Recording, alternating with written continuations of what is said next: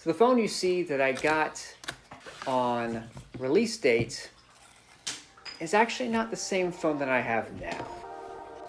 I got a lemon.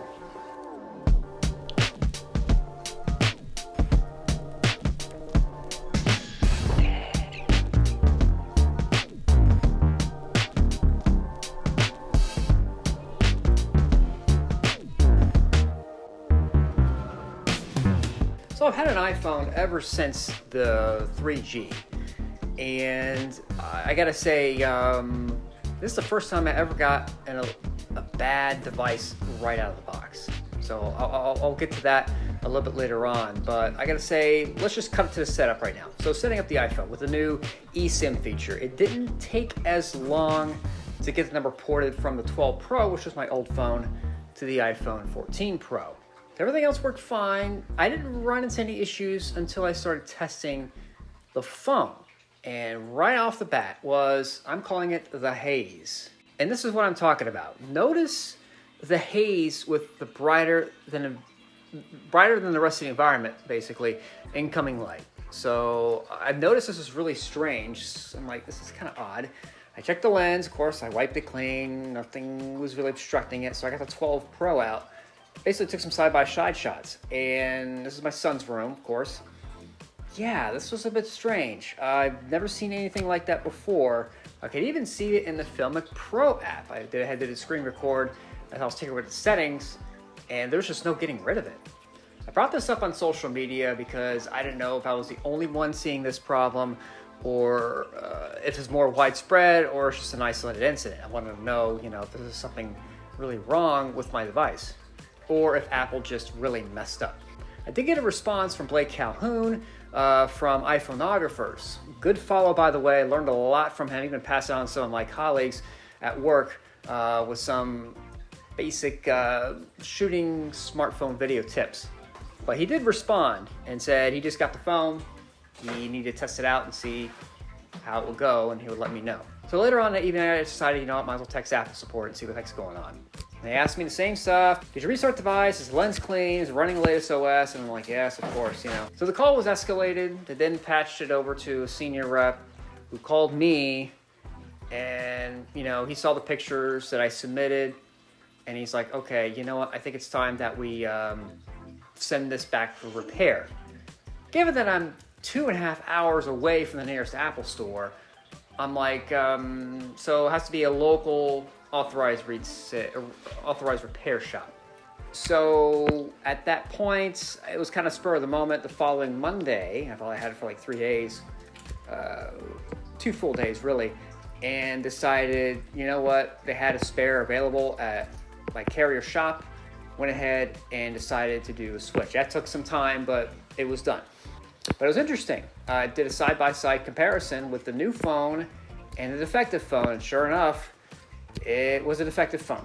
Like I say though, much better video quality with the new testing that took place with the video. You can see here, this was the same room, maybe a little bit different time of day, but mostly during the mid-time of day for my son's room. And yeah, sure enough, the lighting just looked so much better.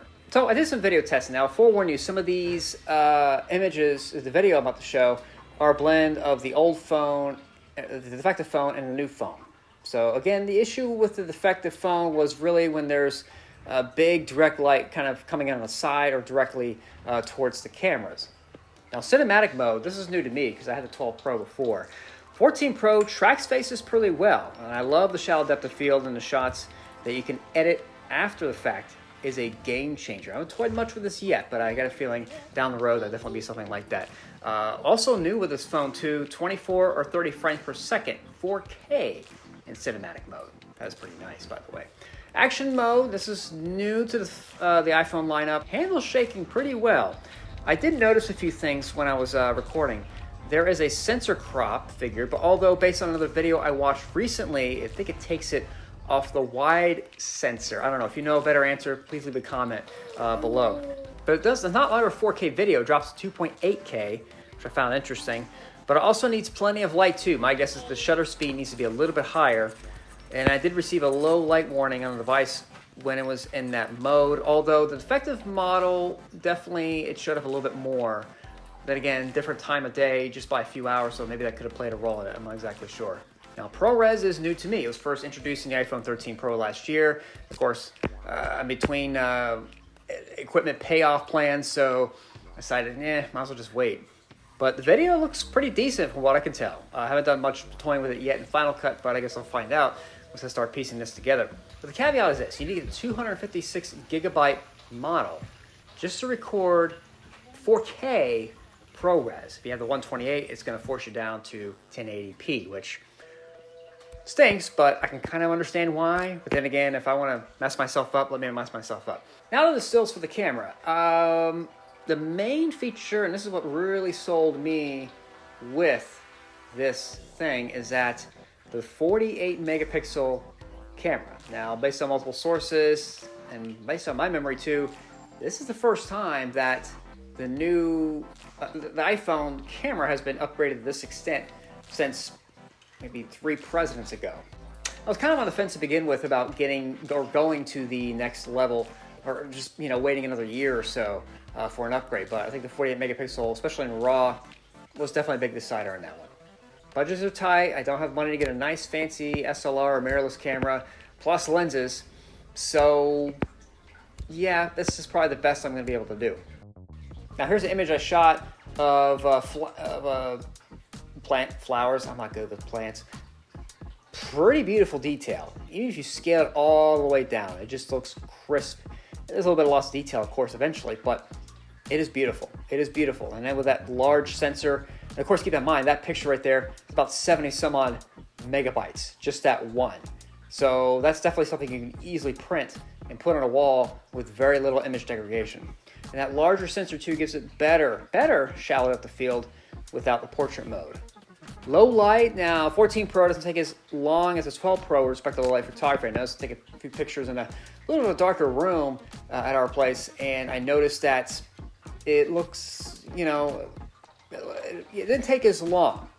Now more testing needs to be done a little bit with this phone with respect to low light, but I think based on what I've seen so far, especially bringing it back up again, Blake Calhoun's recent video on video low light, it does pretty well.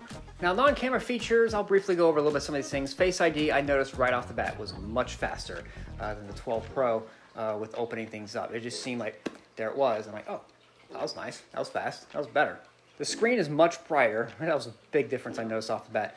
iOS 16, I didn't upgrade until I got the new phone, so getting used to the always-on screen. I do love the customizability of the lock screen, finally, and of course adding widgets, although I wish you had the option to add more, because you're only limited to just that one row on the top.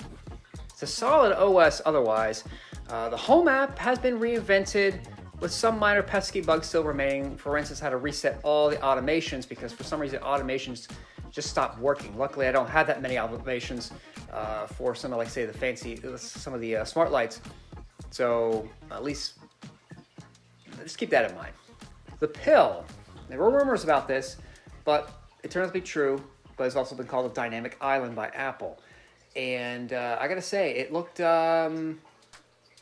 I like what they did with it. It wasn't just a pill they just left hanging on the top part of the screen. They actually did something with it. It is something to get used to, but I do like how you're able to see, like, whether a song is playing, whether you have a timer on, how much time you have left, etc. Little things like that. The A16 Bionic is the featured chip, and it's only in the 14 Pro, not the 14. Strange enough. I can't think of a time Apple did something like that before, where they can upgrade the next phone to the next processor. But that's a whole nother discussion. Compared to the 12 Pro, it feels faster. Now the Geek benchmarks, kind of weird saying it that way. Now Mac rumors reported that the 14 Pro Max only marginally slower than the 13. Now obviously faster than the 12 Pro I had though, based on what I've seen online. Of course, I was running an A14 Bionic. Now in single core, the 14 is actually a little bit faster than this iPad Air, which is running on the M1 chip. But multi-core kind of almost blows out of the water. M1 iPad Air a bit faster by a couple thousand units. The M1 iPad Air has 8 cores, while the A16 Bionic has 6, so that could definitely explain that. And the M1 iPad Air also has a little more RAM in it, so again, would explain why it can handle that multi-core processing a bit better than, say, the iPhone. Now, here's my wish list. I wish they had the ability to let you shoot in RAW and portrait mode, because I do like to make these changes in some of these portrait mode shots. It was the same thing on the 12 Pro, and of course the same thing now with the 14, that I can't do with that. You're left with this compressed image when you take these pictures, and this is not a good idea. Cinematic mode and ProRes wouldn't be a bad idea either. And my number one wish, please make it happen, Apple. Just drop the Lightning, USB-C all the way.